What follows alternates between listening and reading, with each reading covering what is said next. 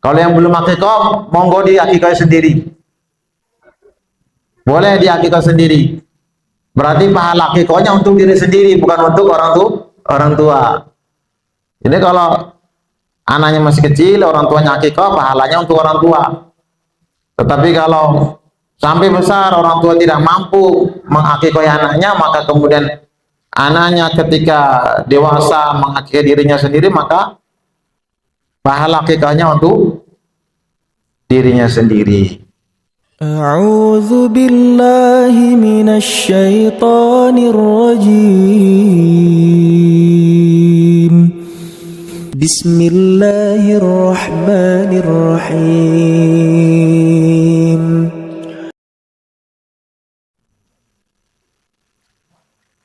Bismillahirrahmanirrahim. Assalamualaikum warahmatullahi wabarakatuh.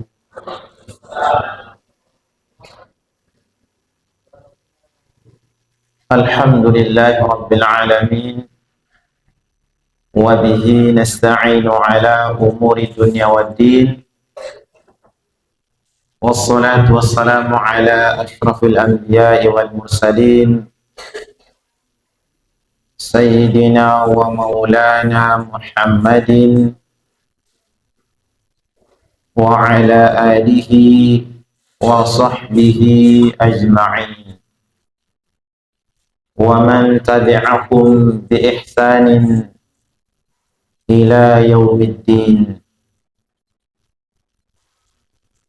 Amma ba'du, fa ya ayyuhal muslimun, usini wa iyyakum bitaqwallah, faqad fazal muttaqun.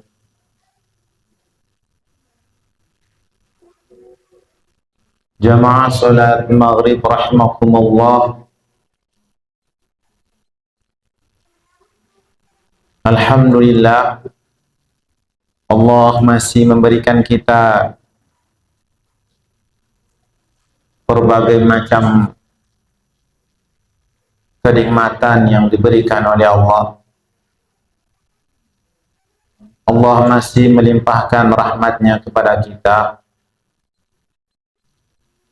sehingga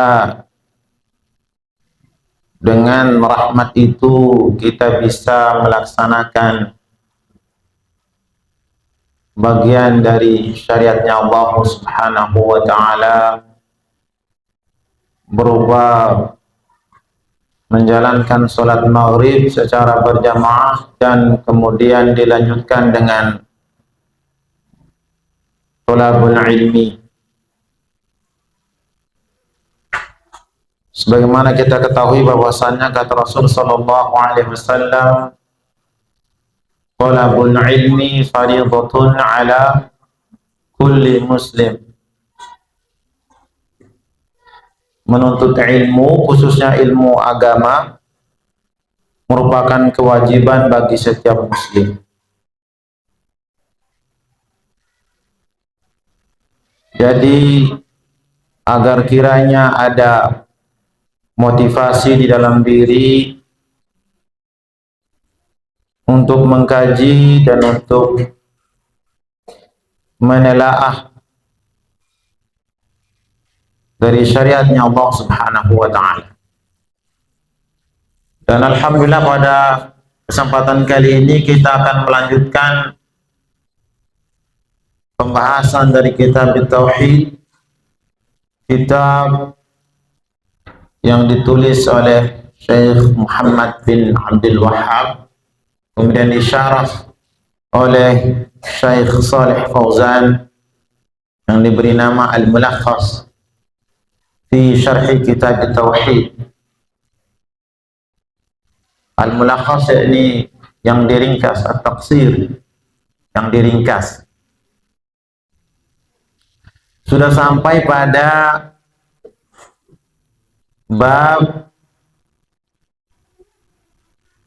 babu ma yukaffaru minadz dzunub. Ya. Kalau ditarkib dalam bahasa Jawa itu utawi iki iku babu ma yukaffaru minadz dzunub. Ya, ikinya itu tidak ditulis. Jadi al-mubtada mahdhufun taqdiruhu hadza. Ai hadza babu ma yukaffaru min adz-dzunub.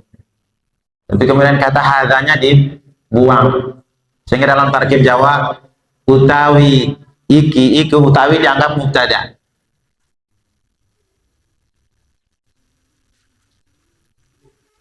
Bab tentang apa-apa yang dihapus dari dosa ketika seseorang merealisasikan tauhidnya kepada Allah Subhanahu wa taala. Beliau membawakan hadis yang dibawakan oleh atau yang ditulis oleh Imam Bukhari dan Muslim. Walahuma fi hadis Ibban bin Malik, dan bagi keduanya yakni Imam Bukhari dan Muslim dalam hadis yang dibawakan oleh sahabat Ibban bin Malik radhiyallahu anhu, kata beliau dari Nabi sallallahu alaihi wasallam, fa inna Allah harrama 'alan nari man qala la ilaha illallah. Sesungguhnya Allah Subhanahu wa taala mengharamkan neraka bagi siapa? Bagi seseorang yang mengucapkan la ilaha illallah.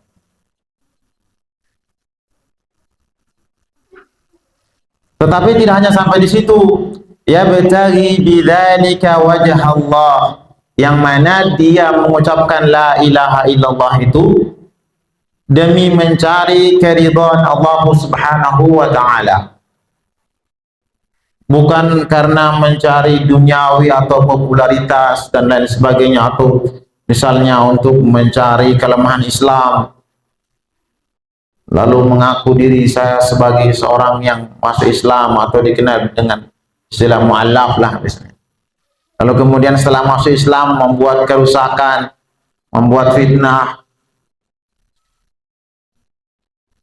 mencuri dan lain sebagainya. Ini kan merusak citra Islam itu sendiri. Ya. Nah, yang dinilai oleh Allah Subhanahu wa taala itu adalah imannya karena mencari wajah Allah Subhanahu wa taala. Jadi memang inilah asasnya agama, yaitu segala sesuatu karena mencari wajah Allah Subhanahu wa taala. Bahkan di dalam berhijrah saja, kata Nabi, jika hijrahnya karena wanita, maka hijrahnya itu dapatnya wanita saja dan dunia itu. Tapi jika dia mencari karena Allah dan Rasulnya, maka fahijratuhu ilallahi wa rasulih, maka hijrahnya sampai kepada Allah dan Rasulnya.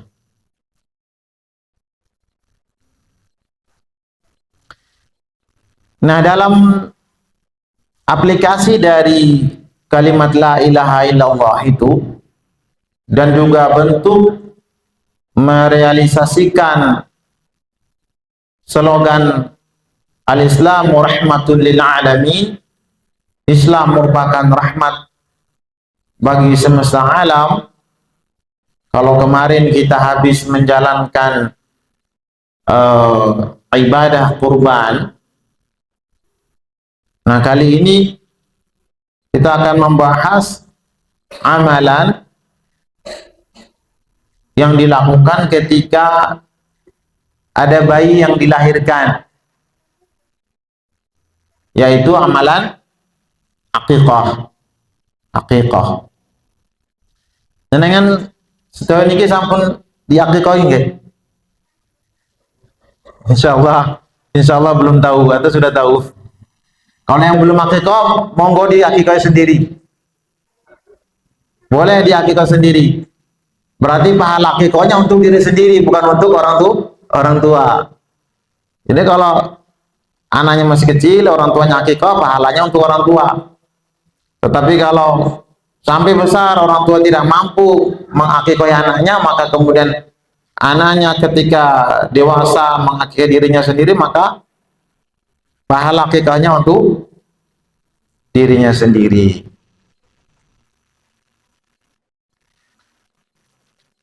Ini ada peristiwa yang unik di dalam apa namanya kajian tentang akikah ini.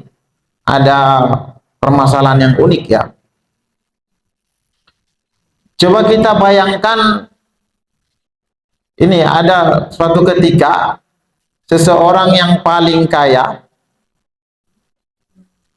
meminta bantuan keuangan kepada seseorang yang paling miskin. Hal ini mungkin terjadi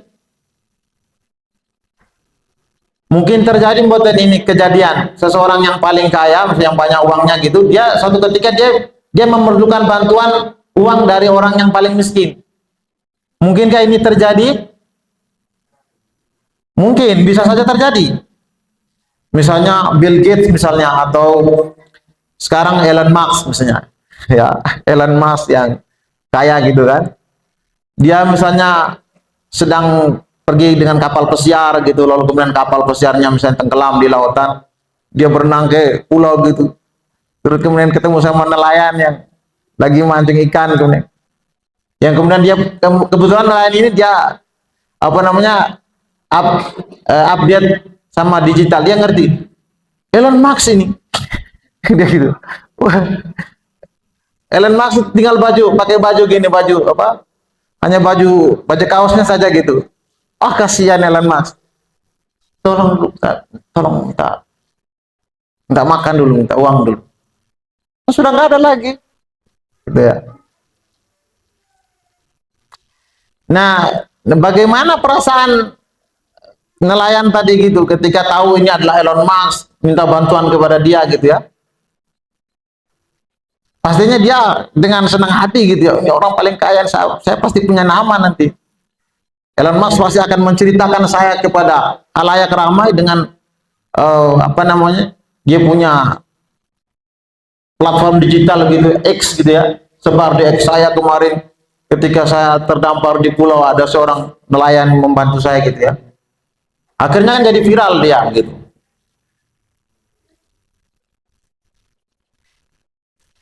Nah, ini kejadian yang akan terjadi di dalam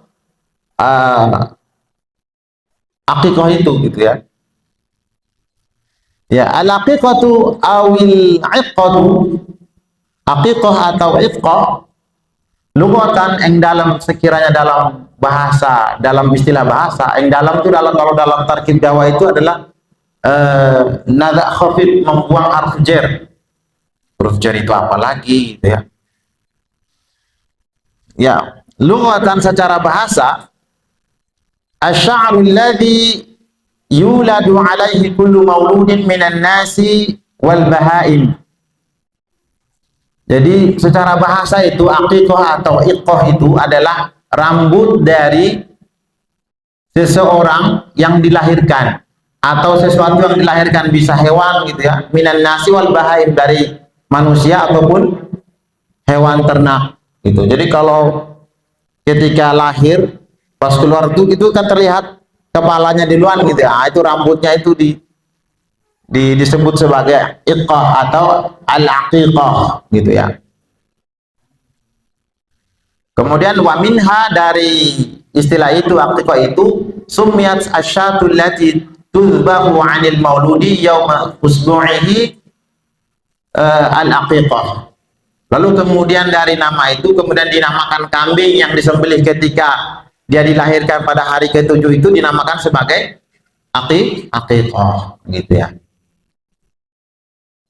Amma syara'an, adapun secara istilah syariat, yaitu adz-dzabihatul lati tuzbahu 'anil maulud, yaitu sembelihan berupa hewan ternak, baik kambing ataupun domba misalnya gitu.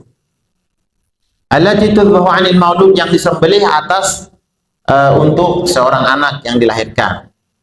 Ini dari fikih sunnah Sayyid Sabiq yang dikaji sama Ustaz Imam gitu, pada bab aqiqah. Ya, jadi aqiqah itu pada asalnya itu adalah penamaan bagi rambut bayi atau rambut hewan yang dilahirkan. lalu kemudian disebut sebagai istilah akikah dalam penyembelihan hewannya. Dzabihah, sembelihan. Hukmuha sunnatun muakkadun. Hukum dari akikah itu sunnah muakkad, sunnah yang sangat ditekankan. Jadi ketika seseorang punya kemampuan, dia sangat dianjurkan untuk mengakikahi anaknya.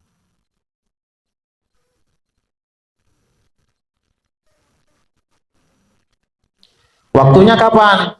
Hari ke-7, hari ke-14. Artinya kalau tidak bisa hari ke-7 misalnya rezekinya masih sempit, boleh dilapangkan sampai hari ke-14. Hari ke-14 juga belum ada rezeki, hari ke-21.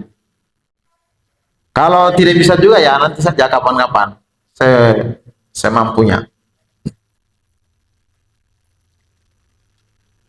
Apakah akikah boleh untuk diri sendiri seperti tadi saya sebutkan?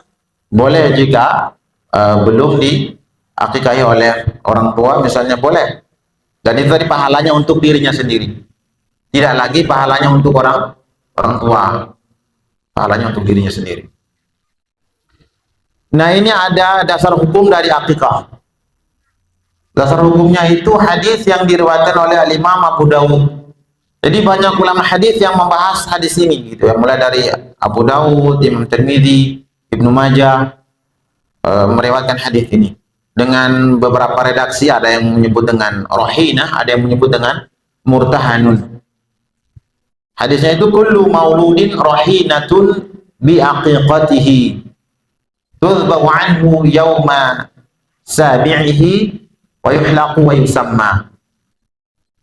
Setiap bayi yang dilahirkan rohinatun, tergadai dengan akikahnya, tergadai dengan akikahnya, disembelihkan untuknya pada hari ke-7 dan yuhlaku itu dibotakkan, jadi rambutnya digunting sampai botak. Wa yusamma, kemudian dia diberi nama. Jadi sunahnya diberi nama dan akikah dan rambutnya dipotong itu pada hari ke-7.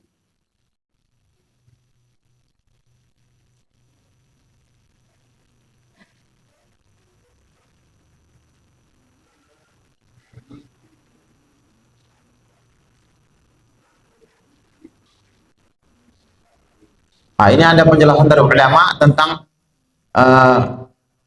hadis tadi. Saya ulangi. Ada yang bisa menerjemahkan?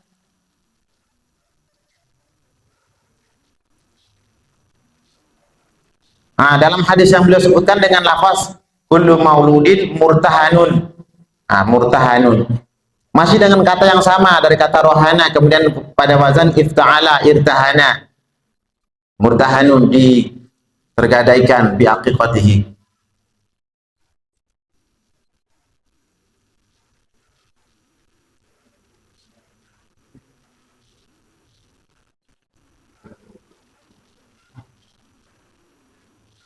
Nah, kata beliau murtahanun ay mahbus, yakni terhalang, mamnu', ditahan, seperti apa?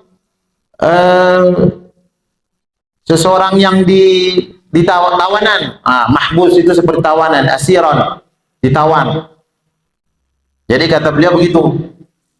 Mana murtahanun ay mahbusun, ay mamnu' ay asirah, dia ditahan, ditawan.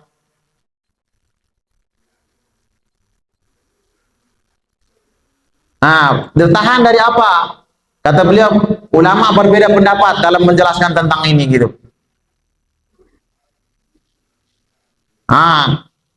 Terhalang dari memberikan syafaat kepada orang tua. Mahbusun an syafaati an waladihi, an walidayhi, terhalang dari memberikan syafaat kepada orang tua. Artinya kalau tidak diberikan akikah, kata beliau tadi, ini Profesor Dr. Sa'ad Khotlan. Ini beliau yang beliau menjelaskan hal ini. Kata beliau yang lain juga berpendapat bukan itu, selain itu. Kata beliau semua pandangan ini tadi laisa alaiha dalil, tidak berdasarkan dalil. Jadi yang mengatakan bahwasanya seorang anak itu jika tidak diakekoi tertahan dari memberikan syafaat kepada orang tuanya, itu kata beliau laisa alaiha dalil, nggak ada dalil yang menyatakan demikian secara sharih, secara jelas. Jadi itu adalah hanya pandangan saja, interpretasi ulama terhadap hadis ini gitu, bukan dari teks hadis yang dari Nabi menjelaskan demikian gitu ya.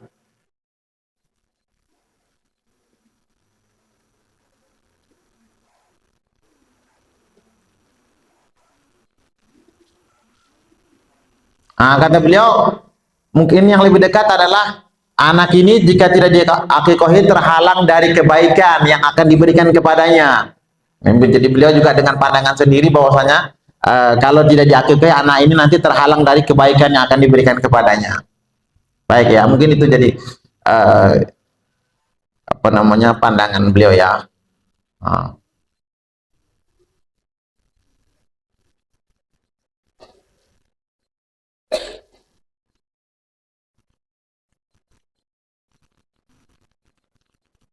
Iya. Nah, baik, sekarang kita kaji apakah pandangan seperti itu sesuai sama pandangan Al-Qur'an dan hadis. Nah, kita kaji kata rohinah itu apa? Rohinatun bima'na marhunun. Rohinah maknanya marhun, ini tergadaikan. Jadi rohinah maknanya marhunun. Secara bentuk kata itu adalah musyabbih bi ismi fa'il, serupa dengan isim fa'il, tapi maknanya itu isim maf'ul. Apalagi isim fa'il, isim maf'ul ini. Dari kata rohana yarhanu rohnan, dari kata rohana yarhanu rohnan, ay arhana syai, menggadaikan. Jadi rohana yarhanu rohnan itu maknanya arhana syai, menggadaikan sesuatu. Allah berfirman, kita kaji dalam surah Al-Baqarah ayat 283, wa in kuntum ala safarin wa lam tajidu katiban farihanum maqbudhah. Ini ayatnya ini dalam Al-Baqarah ayat 283. Jika kalian di dalam safar, dalam perjalanan, karena ayat sebelumnya ini berbicara tentang hutang. Ya ayyuhalladzina amanu idza tadayantum bidainin ila ajalin musamman faktubuh. Jika kalian berhutang piutang dalam satu waktu dengan tidak tunai, maka faktubuh, catatlah. Jadi perintah Al-Qur'an untuk mencatat hutang. Kalau ada hutang dicatat gitu. Biar nggak lupa. Soalnya nanti manusia ini sering dalilnya lupa gitu ya, terus datang ditagih malah marah gitu, mana saya nggak ada utang gitu ya. Oleh yang ditagih itu lebih galak gitu ya daripada yang menagih ya kan. Banyak kejadian tuh yang nagih itu kena kejar dengan parang gitu ya. Orang datang nagih utang dikeluarkan parang, bukan malah bayar malah keluarin parang gitu ya.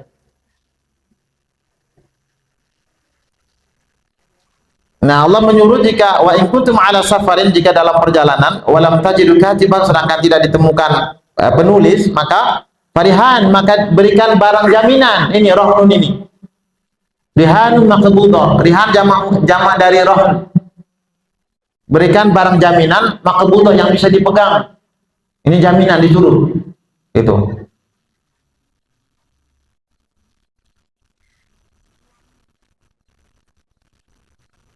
Nah, apa itu akad gadai? Gadai itu menjaminkan sesuatu karena hutang. Jadi menjaminkan sesuatu, saya jaminkan HP ini karena saya ada pinjam uang. Jaminkan HP sebagai jaminan. Nah, karena berdasarkan tadi ya, ayat Al-Quran tadi 283 itu Al-Baqarah. Menjaminkan sesuatu karena ada hutang. Nah, itulah gadai itu. Rukun gadai artinya sesuatu yang harus ada di dalam gadai. Disebut gadai kalau ada 5 unsur ini. Yang pertama, satu yang menggadaikan, yang menggadai. Berarti siapa? Peminjam, harus ada peminjam. Yang kedua ada barang yang dipinjam, barang kreditan. Kalau beli secara tidak tunai, kredit namanya. Yang ketiga, yang menerima gadai atau jaminan. Yang menerima gadai atau menerima jaminan, siapa dia? Berarti dia yang meminjamkan, dia memberikan sesuatu tadi. Kemudian yang keempat, ada barang jaminan. Barang jaminan tadi, ada HP-nya misalnya sebagai jaminan. Kemudian ada ijab kabul, serah terima. Nah, ketahuilah bahwasannya amal ibadah kita ini yang dilakukan ini sebenarnya kita sedang melakukan akad jual beli dengan Allah. Kita ini sedang berjual beli dengan Allah, gitu ya. Coba kita lihat firman Allah di dalam surah As-Saff. Ya ayyuhalladzina amanu hal adullukum ala tijaratin tunjikum min adzabin alim, dalam surah As-Saff ayat 10 sama 11.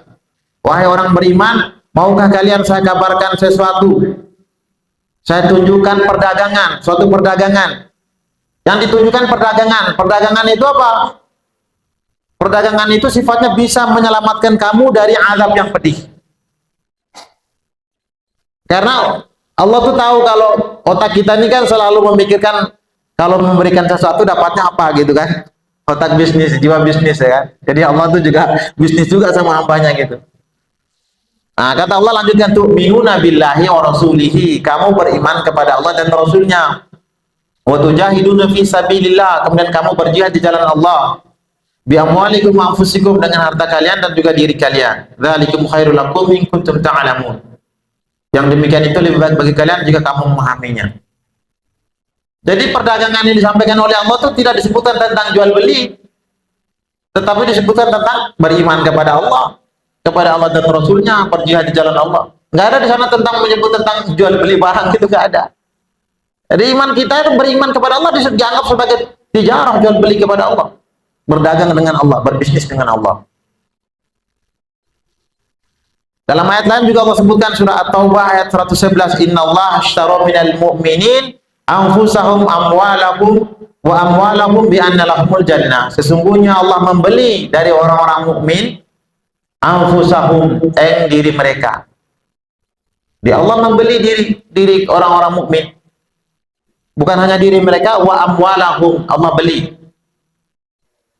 Bi anna lahumul jannah, bahwasanya bagi mereka surga. Dibeli dengan surga. Tetapi belinya cash atau kredit? Belinya ini cash atau kredit?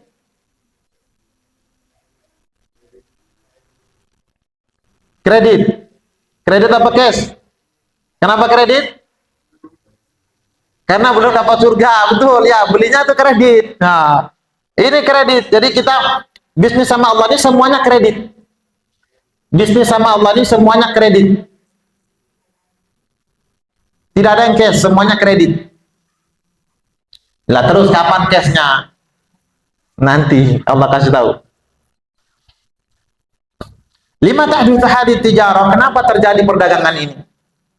Li'anna Allah yaqul, karena Allah Subhanahu wa taala berfirman, idza massahu syarru jazua, manusia itu punya sifat jika dia diberikan keburukan maka dia berkeluh kesah.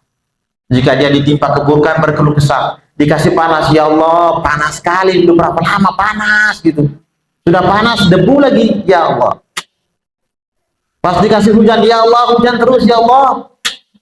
Kita nggak bisa keluar, ini hujan terus, mau pergi bisnis nggak bisa. Apalagi ya, jadi alasan buat pergi masjid. Wah, ini kan uzur syar'i, ya nggak bisa ke masjid. Tetapi wa idza massahul khairu manu'a, jika dia diberikan, disentuh atau dia mendapatkan khair, yakni kekayaan, manu'a, kikir, menghalangi. Dari kata mana' yamna'u. Manu' itu maknanya itu siwat mubalaghah, sangat kikir, menahan diri, nggak mau kasih. Memang berat kalau udah punya harta. Dan Allah punya sifat wallahu ra'ufun bil ibad. Allah maha penyantun kepada hamba-hambanya. Manusia punya sifat kikir, Allah punya sifat penyantun. Allah sedang mengajarkan kita bagaimana cara merayu orang yang kikir ini, kata Allah gitu ya. Jadi Allah membuat bahasa yang merayu hambanya ini, karena hambanya punya sifat kikir gitu ya. Allah punya sifat penyantun. Allah penyantun. Panggil Nabi Muhammad aja nggak panggil namanya. Ya ayuhan Nabi, penyantun, sopan santun. Nah, bagaimana cara Allah merayu hambanya yang kikir ini? Nah, kata Allah, perhatikan di dalam surah Al-Baqarah ayat 245. Man dzalladzi yuqridu Allah qardan hasanan fayudha'ifahu lahu adhafan katsira. Ini bentuk penawaran. Siapakah yang mau meminjamkan kepada Allah pinjaman yang baik? Gitu ya. Allah pakai tanya gitu. Siapakah dia? Ya Allah yang maha kaya gitu, tapi pakai gitu tawar. Kalian mau nggak pinjamkan saya gitu? Saya butuh. Pakai tawaran gitu. Ini yang saya sedang umpamakan tadi. Yang paling kaya tadi meminta bantuan kepada yang paling miskin. Nah, Allah yang paling kaya yang memiliki langit dan bumi ini pakai bahasa seperti itu gitu. Nah, dari siapa di antara kamu yang mau meminjamkan saya qardan hasanah, pinjaman yang baik? Maka Allah bilang apa? Setelah diberikan pinjaman yang baik, fayudha'ifahu lahu adhafan katsira. Kalau kamu pinjamkan saya pinjaman yang baik, saya akan melipat gandakan balasannya itu dengan balasan yang banyak. Seolah-olah Allah butuh, tapi lihat balasannya lebih banyak lagi gitu ya. Dalam kalimat lain Allah bilang intan surullah yang surukum wa yathabbit aqdamakum. Kalau kamu menolong Allah, Allah menolong kamu. Dan juga menguatkan, meneguhkan kedudukan kalian di bumi. Ini bahasa estetika saja gitu, bukan Allah butuh pinjaman kita, bukan gitu ya. Ini cara merayu tadi, sifat manusia yang kikir itu gitu. Rayunya begitu gitu. Siapa yang mau pinjamkan saya pinjaman yang baik? Nah, bagaimana konteks dengan kullu mauludin tadi? Setiap bayi yang dilahirkan itu rohina bi aqiqatihi. Setiap bayi yang dilahirkan rohina tuh tergadai dengan akikahnya.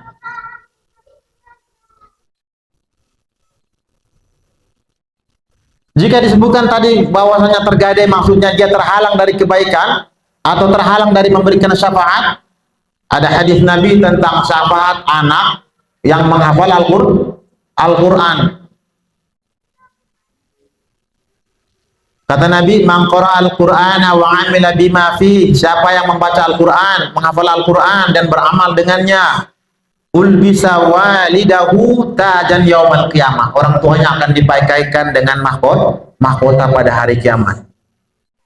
Bauhu mithlu dha'i syamsi fi buyutid dunya law kanat fikum. Cahaya mahkota itu seperti cahaya matahari. Kalau sekiranya matahari itu ada di dalam rumah atau berada di antara kita gini. Bayangkan matahari di dalam dunia, di dalam rumah aja itu masih kalah cahaya daripada cahaya mahkota. Bagaimana lagi cahaya itu mahkota itu? Nah, kata Nabi, fama dhannukum billadzi 'amila bihadza, maka bagaimana pendapat kalian dengan orang yang beramal dengannya? Anaknya itu tadi. Orang tuanya dimuliakan begitu. Nah, di sini hadis ini tidak menyebutkan tentang aqiqah, enggak ada. Tetap dia bisa memberikan syafaat. Berarti pandangan tentang harus adanya aqiqah baru ada syafaat itu pandangan yang kurang tepat gitu. Karena hadis ini menyebutkan syafaat dari anak kepada orang tua tanpa ada aqiqah. Gitu. Nah, caranya bagaimana kita membahas ini?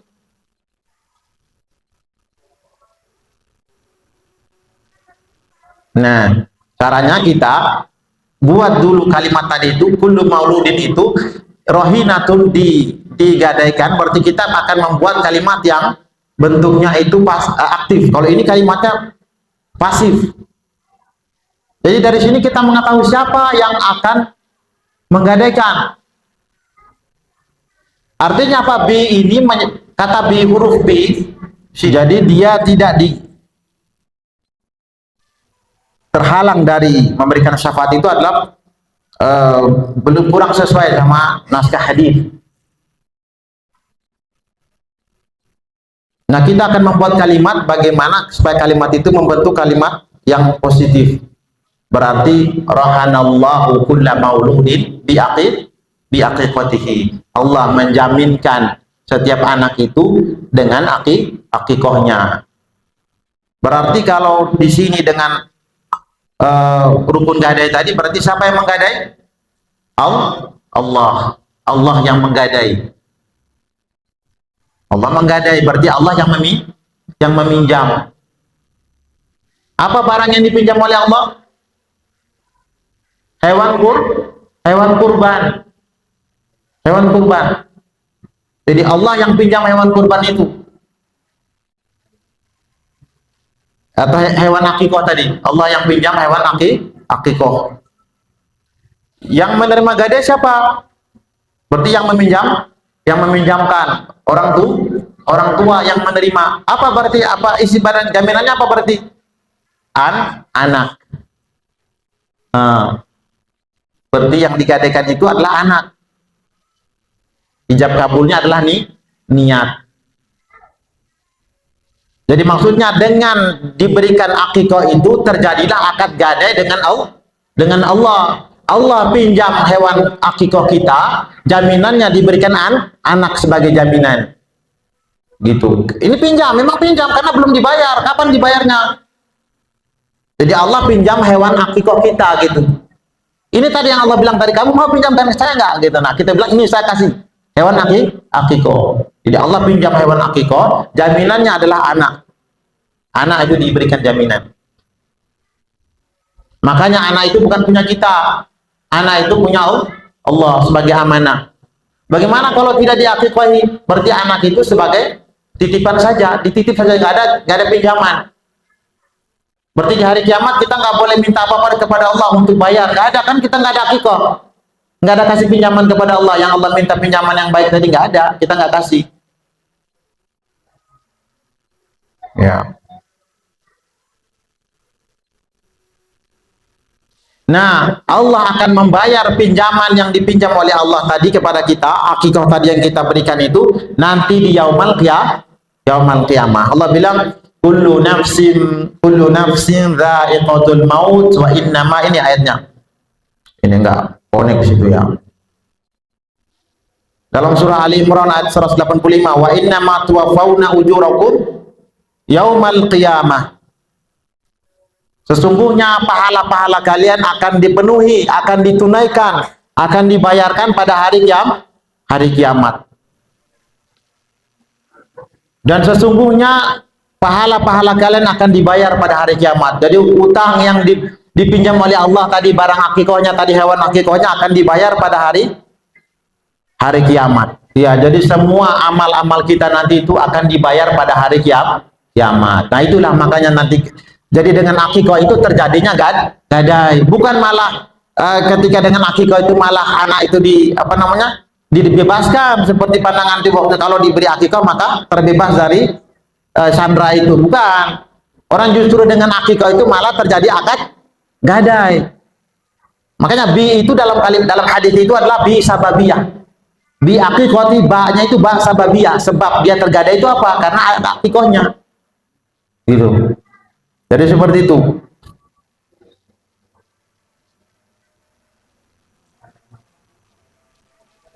Oleh karena itu Allah berfirman di dalam surah At-Tur ayat ke-21, kullu mri'in bima kasaba rahim. Setiap orang, setiap pribadi itu terikat dengan apa yang dia lakukan. Terikat karena dia belum bayar gitu ya. Allah belum bayar. Kalau berbuat baik Allah belum bayar dengan surga, kalau berbuat jahat Allah belum bayar dengan neraka. Ini Imam At-Tabari menjelaskan kullu nafsin bima kasabat wa 'amilat min khairin wa syarrin murtahanun. Setiap jiwa dengan apa yang dia perbuat itu baik kebaikan maupun keburukan, murtahanun, terikat. La yu'akhadhu ahadun minhum bi dhanbi ghairihi. Tidak ada seseorang pun akan dihukum dengan dosa orang lain. Wa innama yu'aqabu bi dhanbi nafsi. Sesungguhnya dia dihukum karena dengan dosanya sendiri. Ini tafsir At-Tabari.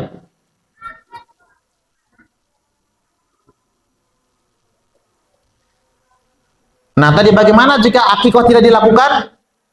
Jika akikah tidak dilakukan, maka anak itu hanya sebagai titipan saja. Dan kita tidak ada punya utang dengan Allah. Berarti tidak terjadi akad gadai tidak terjadi. Karena Nabi bilang terjadi akad gadai dengan akikah. Yakni Allah pinjam hewan tadi, jaminannya anak. Tapi kalau kita tidak kasih hewan akikah, maka tidak terjadi gadai. Kalau begitu nanti kita nggak boleh minta sama Allah, ya Allah bayar saya ada punya utang sama engkau. Nggak ada, kan nggak ada utang. Allah nggak ada pinjam, nggak ada kredit sama Allah, nggak ada kredit sama kita. Gitu.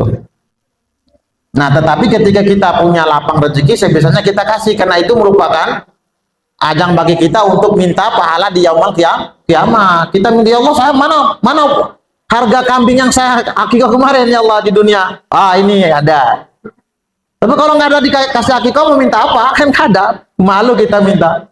Kan nggak ada jual, nggak ada transaksi.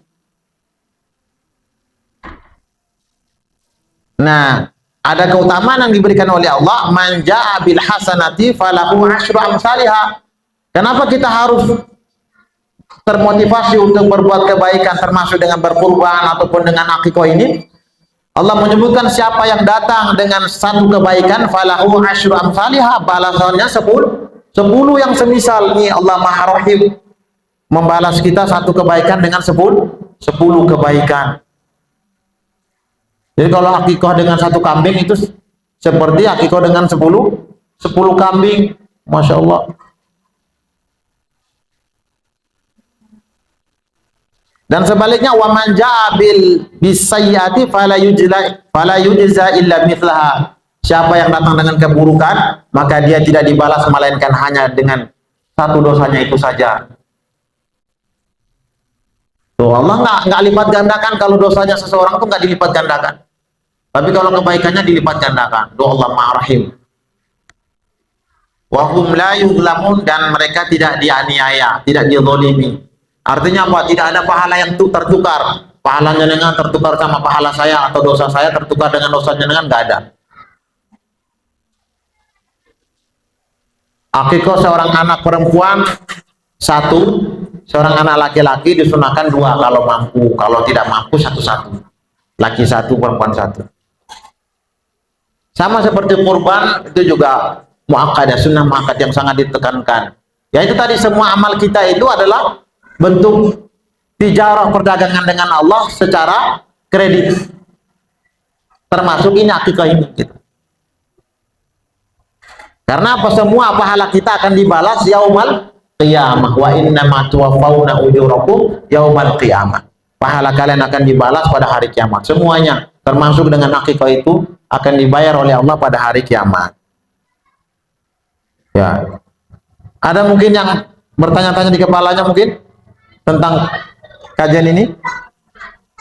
Bisa dimengerti nggak? Bisa dipahami ya? Ya. Mungkin itu yang bisa disampaikan sebagai motivasi bagi kita, dan untuk menyesuaikan antara pandangan ulama dengan pandangan hadis dan Al-Qur'an gitu ya. Gitu.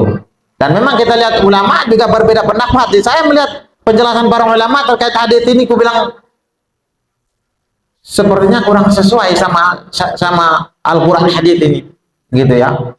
Jadi seperti itu, insya Allah ini lebih selaras, insya Allah. Monggo.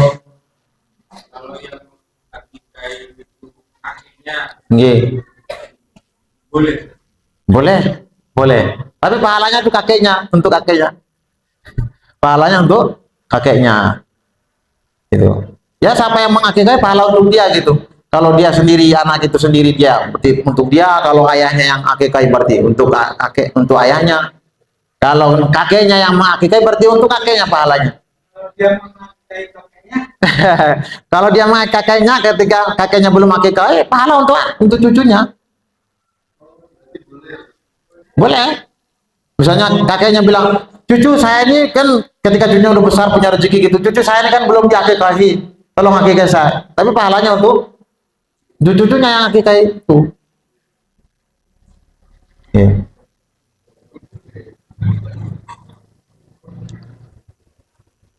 Ya, mungkin itu yang bisa kita kaji, nggih.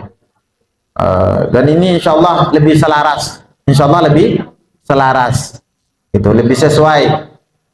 Allah menyebutkan tentang tijarah, Allah menyebutkan tentang pinjam, tawaran pinjam meminjam gitu ya, sesuai dengan makna gadai tadi. Hadis menyebutkan kata gadai, harus dijelaskan kata gadai itu gitu. Kenapa tiba-tiba disebut kata tertahan dan lain gitu ya. Nah, itu. Baik, kita tutup. Subhanakallahumma bihamdika asyhadu an la ilaha illa anta astaghfiruka wa atubu ilaik. Assalamualaikum warahmatullahi wabarakatuh. الحمد لله رب العالمين